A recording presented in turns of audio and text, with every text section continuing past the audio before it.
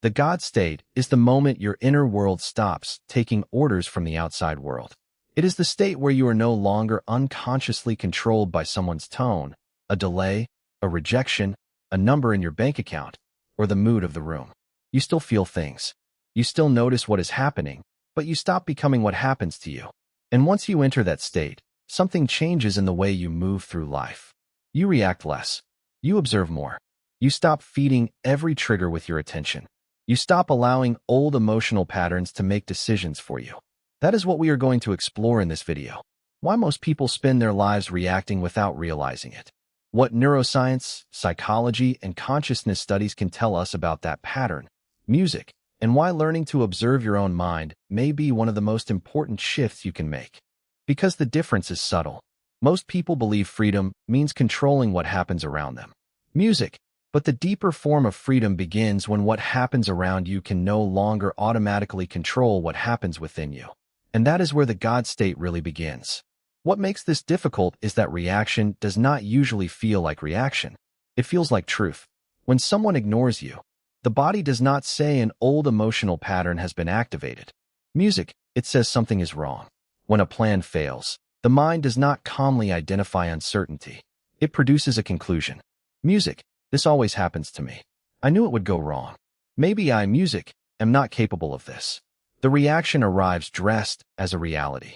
And because it arrives quickly, it is rarely questioned. Music, that is one of the reasons people can spend decades defending patterns they never consciously chose. They are not defending the event itself. They are defending the interpretation their nervous system learned to attach to it. Neuroscience helps explain why this happens. The brain is constantly trying to predict what comes next. It uses previous experience to reduce uncertainty, conserve energy, and prepare the body for what it believes is about to happen. Music, this predictive function is useful. Without it, ordinary life would be exhausting. But there is, music, a cost. The brain can become so efficient at recognizing familiar emotional patterns that it begins to respond to the present, music, through the lens of the past. A neutral expression can be read as rejection. A temporary financial problem can activate years of insecurity. Music, a difficult conversation can trigger the same defensive response learned in an entirely different relationship. The present moment becomes crowded with old information. This is where identity enters the picture. Most people think identity is something stable. This is who I am. But much of identity is repetition. Thoughts repeated often enough begin to feel personal. Emotional states experienced frequently enough begin to feel natural. Behaviors practiced under stress become automatic. Eventually, a person does not say, I am experiencing anxiety. They say, I am an anxious person. They do not say, I learned to expect abandonment. They say, people always leave. The distinction may sound small, but it changes everything. One statement describes an experience. The other turns the experience into an identity. Carl Jung wrote extensively about the parts of ourselves that remain outside conscious awareness. He understood that what we refuse to examine does not simply disappear. It continues to influence perception, behavior, attraction, fear, and choice from the background. This is why self-awareness can be uncomfortable. You begin to notice that some of your strongest reactions are not really about what just happened. They belong to something older. A sentence spoken today touches a wound created years ago. A small criticism awakens a much larger fear. A moment of uncertainty becomes evidence for a story the mind has been rehearsing for half a lifetime. And this is where the idea of the God state becomes more interesting because it is not about becoming emotionless. It is about becoming conscious enough to recognize when an old identity is trying to take over the present. The person who lives reactively experiences the trigger and immediately becomes the pattern. The person who is becoming more aware experiences the same trigger but notices the internal movement before fully identifying with it. That brief moment of recognition is not dramatic. No one else may even see it. But psychologically, it represents a profound shift. The pattern is no longer invisible. Think about the last time someone said something that stayed in your mind for hours. Maybe you replayed the conversation while driving, while working, while trying to sleep. The event itself lasted 30 seconds. But your nervous system continued experiencing it long after it ended. This is what emotional reaction can do. It extends the life of an event through repetition. The outside world gives you one moment, and the mind reproduces it 50 times. Each repetition strengthens the emotional association. Each replay tells the brain, "This matters. Remember this. Prepare for this again." Without realizing it, attention becomes a kind of training. That is why awareness matters more than positive thinking. You can repeat a new belief in the morning and still spend the rest of the day unconsciously rehearsing the old one through emotional reactions. The deeper work is not forcing yourself to think differently. It is noticing which experiences repeatedly capture your attention. Music, which emotional states feel strangely familiar, and which stories appear automatically when something does not go your way. Those patterns reveal what the nervous system has been trained to expect. There is also a spiritual dimension to this that does not require abandoning reason. Many contemplative traditions make a distinction between awareness and the contents of awareness. Thoughts appear, emotions move, sensations rise and fall. Yet something in you is capable of noticing all of them. You can observe anger without being identical to anger. You can notice fear without reducing your entire identity to fear. You can witness a thought without automatically accepting it as truth. The existence of that observing capacity is one of the most practical facts of human consciousness, and it becomes the doorway to everything we are discussing here. Because the moment you can observe a pattern, you are no longer completely inside it. There is now a small distance between what happened, music, and what you do next. At first, that distance may last only a second. Later it may become long enough to change a response, a decision, even the direction of a relationship. This is not suppression. You are not pretending that the emotion is absent. You are allowing the emotion to exist without giving it full authority over your behavior. Most people never develop this space because speed feels safer. React immediately. Defend immediately. Explain immediately. Withdraw immediately. Fix the discomfort before it can be understood. But speed is where conditioning has the advantage. Awareness needs a fraction of time. It needs one honest pause in which you notice, "My body wants to go somewhere familiar." That sentence alone can interrupt years of automatic behavior. And there is something else happening in that pause that matters even more. You begin to discover that the emotion is real, but the command hidden inside the emotion is optional. Fear can be present without forcing retreat. Anger can be present without forcing attack. Rejection can hurt without becoming proof of your worth. Uncertainty can exist without becoming a prediction of failure. This is the beginning of internal authority. But observing the reaction is only the first layer. Because once you can see the pattern clearly, another question appears. If you are not required to obey the old response, what determines the response that comes next? That is where the observer stops being a passive witness and becomes something far more powerful. The observer becomes powerful when you understand what observation actually changes. Not in the exaggerated sense that simply looking at something makes the universe obey you, but in the more immediate and measurable sense that awareness changes your relationship to what is happening inside you. In quantum physics, the word observer belongs to a very specific context involving measurement and physical systems. In human experience, the metaphor is useful for a different reason. The moment you become conscious of a thought, an impulse, music, or an emotional pattern, you are no longer moving through it blindly. You introduce choice where there was once only repetition. This is where many people misunderstand inner work. They think the goal is to eliminate fear, anger, insecurity, or doubt. So, they begin fighting themselves. They try to force calm. They try to replace every uncomfortable thought with something positive. They try to appear centered while their body is still flooded with stress. But resistance often becomes another form of reaction. You are still being controlled by the emotion because now your entire attention is organized around getting rid of it. The deeper shift is not "I should not feel this." It is music. I can feel this without allowing it to define what I do next. There is a physiological reason this matters. When the brain perceives threat, music, the body can move rapidly into defensive states. Heart rate changes, attention narrows, muscles prepare, stress chemistry alters the way information is processed. In that state, the mind becomes less interested in nuance and more interested in survival. Is this safe or unsafe? Am I winning or losing? Should I fight, escape, freeze, or protect myself? These responses were not designed to help you have a balanced conversation with a difficult colleague or interpret a delayed text message objectively. They evolved to keep organisms alive. Yet, modern life can repeatedly activate them in situations where no immediate physical danger exists. And when that activation becomes familiar, something subtle happens. You may begin to mistake intensity for accuracy. The stronger the feeling, the more true the thought seems. If jealousy is intense, suspicion feels justified. If fear is intense, catastrophe feels probable. If shame is intense, the harsh judgment of yourself feels deserved. The body provides emotional evidence, and the mind builds a story around it.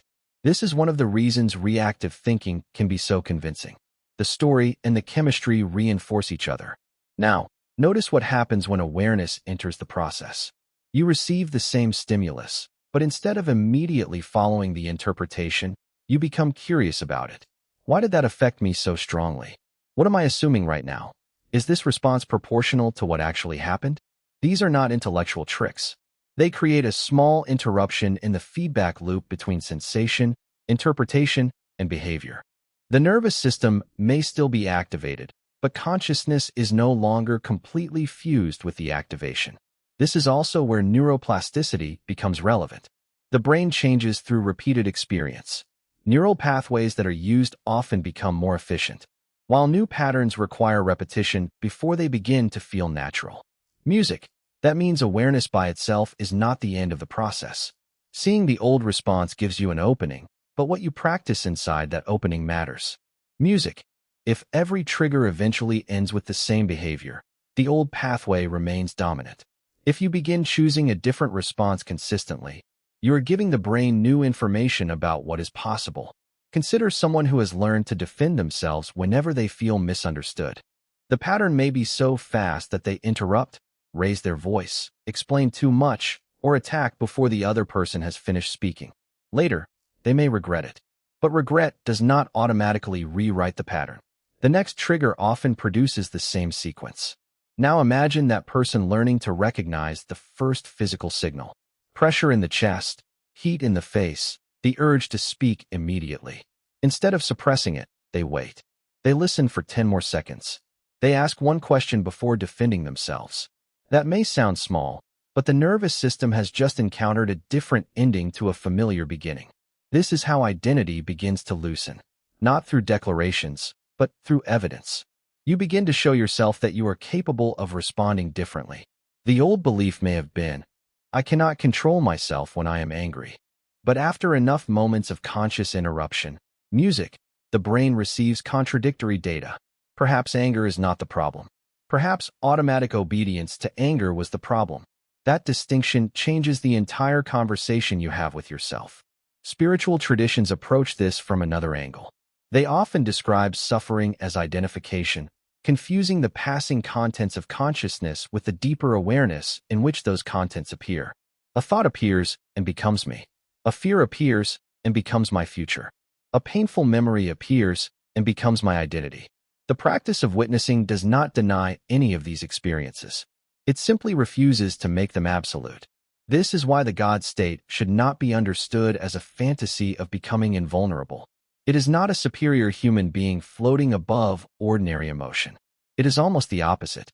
It is the willingness to remain present enough to experience emotion without being reduced to it. You can be disappointed and still remain clear. You can feel uncertainty and still make a thoughtful decision. You can be hurt and still refuse to repeat the behavior that hurt people once taught you. That is where power becomes quieter. Reactive people often appear forceful because reaction is visible. It speaks quickly, pushes hard, demands resolution. Conscious response can look less dramatic, but it carries something reaction does not. Direction. Music. Instead of allowing the strongest emotion in the room to dictate the next move, you begin acting according to something deeper than the moment. And this is the point where the conversation shifts from awareness to creation. Music. Because every time you interrupt an old pattern, you are not only refusing the past, you are also deciding what kind of person will occupy the next moment. The question is no longer simply what am I reacting to? It becomes what state am I willing to practice now? That question leads directly into the next layer because the state you repeatedly practice does more than influence how you feel. It changes what you notice, what you tolerate, what you choose, and eventually the kind of life you keep reinforcing. The state you practice becomes the lens through which you meet the world. That does not mean your thoughts magically rearrange events around you. It means something more immediate and in many ways more demanding. Your internal state influences what you notice, what you interpret as important, what you expect from other people, what opportunities you recognize, what risks you exaggerate, and what choices feel available to you. Two people can walk into the same situation, music, and leave with completely different conclusions because they did not enter it with the same nervous system, the same history, or the same assumptions. Music, perception is never completely neutral. It is filtered through memory, music, expectation, attention, and emotional conditioning. This is why our reactive life can become self-reinforcing music without looking obvious from the inside. If you expect rejection, you may enter conversations guarded. If you expect betrayal, you may search for inconsistencies.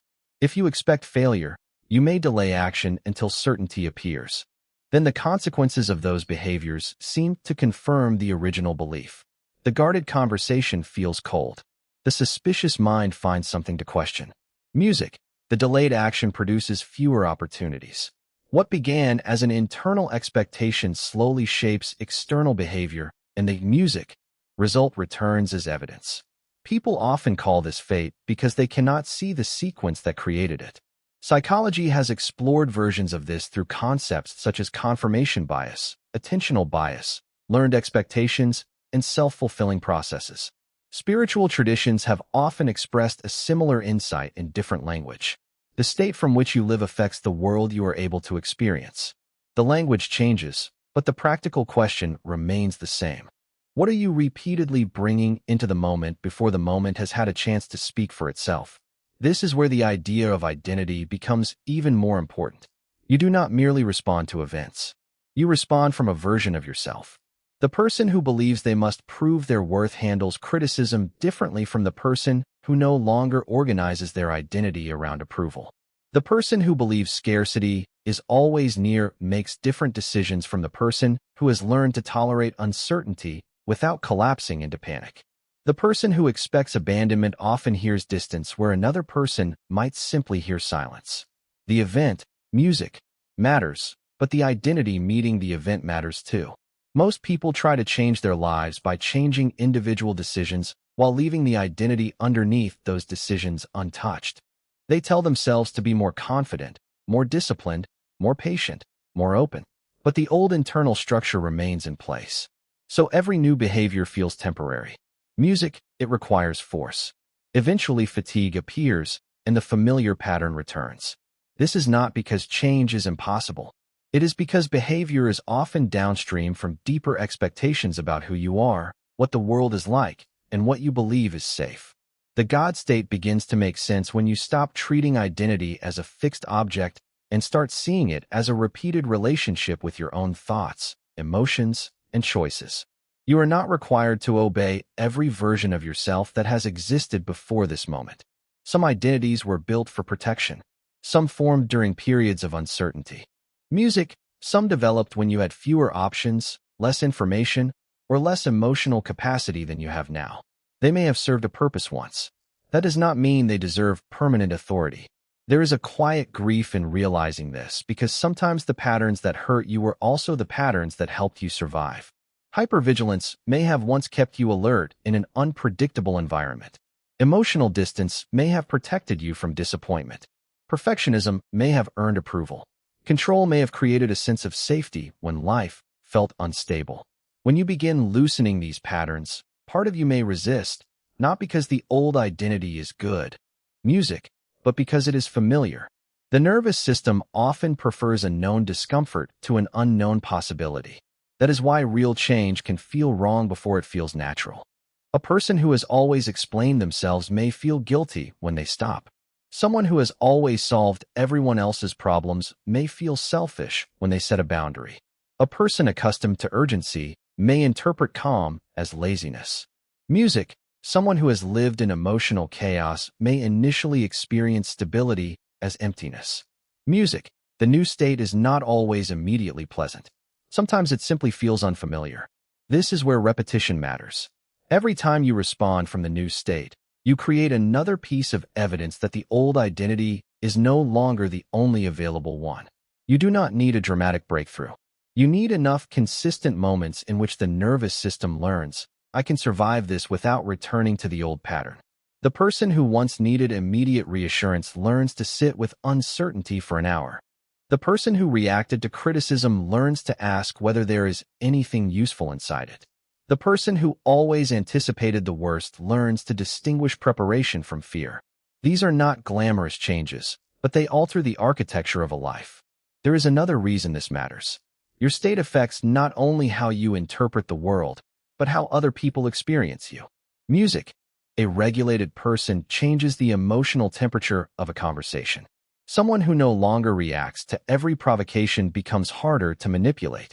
Someone who can hear discomfort without immediately defending themselves creates a different kind of relationship. Music, someone who does not need constant external validation becomes less willing to betray their own values for approval. Inner stability eventually becomes visible through behavior. And this is where many people first notice that their relationships begin to change. Not because everyone around them suddenly transforms, but because the old dynamics no longer receive the same participation. Music, a provocation that once produced an argument, now meets a question. Guilt that once produced compliance now meets a boundary. Silence that once produced panic now meets patience. The pattern cannot continue in exactly the same way when one person stops supplying their usual part of it. This can be unsettling to people who benefited from the old version of you. They may say you have changed, and they may be right. But change is not always betrayal. Sometimes it is the first evidence that you are no longer abandoning yourself simply to preserve a familiar dynamic. The deeper question is not whether other people are comfortable with your new response. It is whether that response reflects the person you are consciously choosing to become. Music, the God state, is therefore not a single emotional high. It is a practiced orientation. It is the capacity to return to yourself before handing your attention, your meaning, and your next decision to whatever just happened. Some days you will do this well. Other days the old pattern will catch you before awareness arrives. The goal is not perfection. The goal is recognition becoming faster, recovery becoming shorter, and choice becoming more available. Eventually, something subtle begins to change. You stop measuring progress by whether difficult things happen and start noticing how differently you meet them. The same uncertainty appears, but it no longer consumes 3 days. The same criticism arrives, but it does not become an identity crisis. The same disappointment hurts, but it does not automatically decide what you believe about your future. Life has music, not stopped touching you. You have simply stopped allowing every touch to rewrite who you are. Music, and once that begins, another possibility opens. Because if identity can be practiced, and if repeated states shape perception and behavior, then the next question is no longer only how to stop reacting. The deeper question becomes which state you want to strengthen deliberately, especially when the old one still feels more familiar. The state you strengthen is usually revealed in moments when nobody is watching. Not during meditation, not while reading something inspiring. Music, not when everything is working in your favor, but in the instant when life gives you a reason to return to the old version of yourself. That is where the deeper work becomes visible. Anyone can feel centered when there is nothing to disturb them.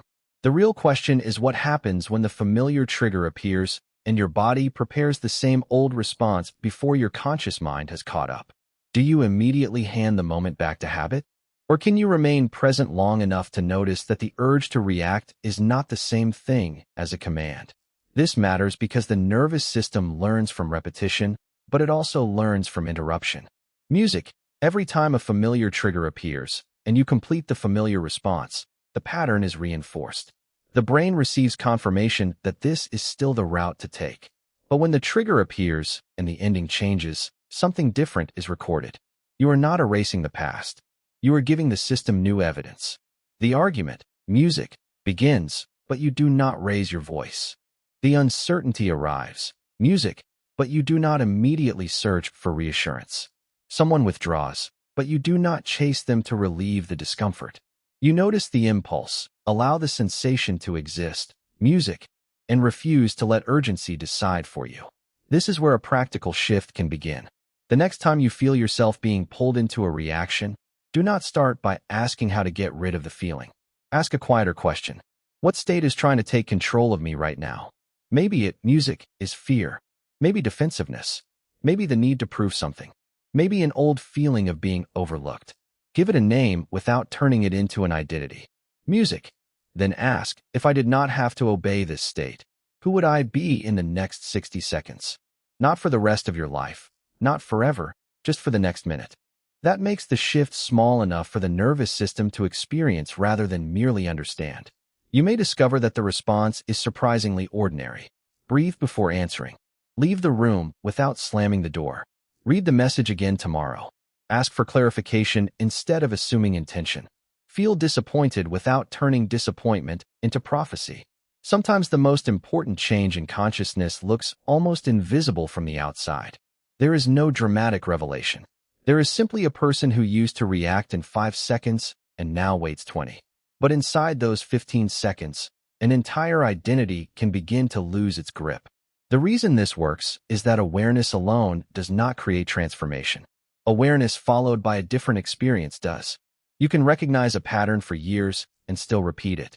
Many people know exactly why they behave the way they do. They can describe childhood dynamics, former relationships, fears, insecurities, and every psychological explanation behind their behavior. Insight matters, but insight without new action can become another place to hide.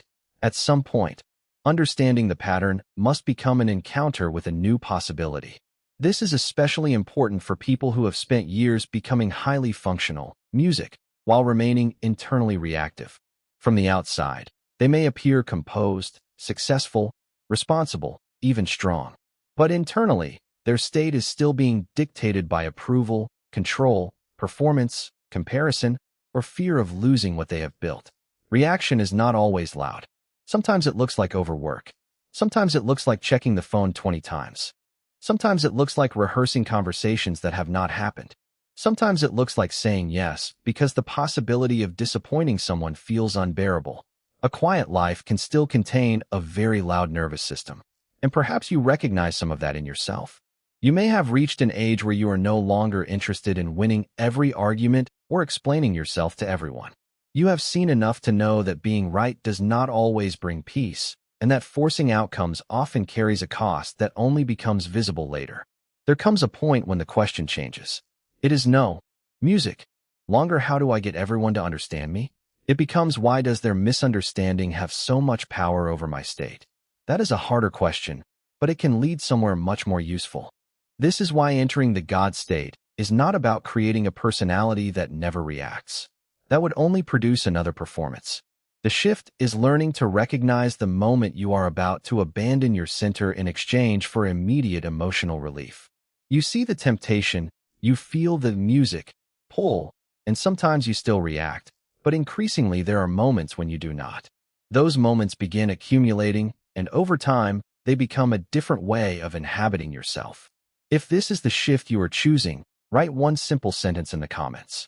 I choose my inner state, not as a promise to never feel disturbed again and not as a declaration of perfection. Let it be a reminder that your first emotion does not have to become your final decision. Because there is a difference between controlling emotion and developing authority over your response. Control is rigid. It tries to prevent anything uncomfortable from appearing. Authority is steadier. It allows the feeling to arise and remains capable of choosing what happens next. That distinction matters because life will continue presenting experiences you did not request. Music, people will disappoint you. Plans will change. The body will age. Some doors will close without explanation. Awareness does not remove uncertainty from existence. It changes your relationship with uncertainty. And once your relationship with uncertainty changes, your relationship with the future changes as well. Much of what people call anxiety is an attempt to emotionally live through a future that has not happened yet. The mind creates the scene, the body reacts to the scene, and then that bodily reaction becomes evidence that the imagined future is dangerous. You can spend an entire afternoon physiologically responding to an event that exists only as a possibility. Music. This is another form of unconscious rehearsal. The God state interrupts that rehearsal by returning authority to the present. Not because the future does not matter, but because the present is the only place where a response can actually be chosen. You can prepare without predicting catastrophe. You can care without clinging. You can desire an outcome without allowing the absence of that outcome to determine your worth. Gradually, attention stops being a hostage to every possible future and becomes available for the reality that is actually here. And this is where another layer begins to emerge. When you stop wasting so much energy reacting to what has already happened or anticipating what might happen next, you recover something most people do not realize they have been losing every day: attention. Music and attention may be one of the most consequential resources you possess, because whatever repeatedly receives it begins shaping the world you experience from the inside. Attention is not just something you spend. It is something that organizes experience. What you repeatedly notice becomes more available to the mind, more emotionally charged, and more likely to influence your next decision. This is why two people can move through the same week and inhabit completely different realities without either of them being dishonest. One notices every sign of instability, every delay, every ambiguous expression, every possible threat. The other notices options, patterns, useful information, moments of connection, and places where action is still possible. Music. The external circumstances may overlap, but the internal map is different. And the map matters because human beings rarely respond to reality in its entirety. We respond to the portion of reality our attention selects. This is one place where conversations about quantum physics are often stretched beyond what the science actually supports. In quantum experiments, measurement affects what can be known about a physical system. And the language of observation has produced profound philosophical debates about reality, information, and the role of measurement. But that does not mean your thoughts function as a remote control for matter. The more useful connection is philosophical rather than magical. Observation matters because the way a system is approached determines what information becomes available. In your own life, attention does something comparable at the psychological level. What you continually observe, rehearse, and assign meaning to becomes disproportionately influential in the reality you experience. Suppose you wake up with a vague feeling that something is wrong. Nothing specific has happened yet, but the body carries tension from the previous day. If you are accustomed to reacting unconsciously, the mind begins searching for an explanation.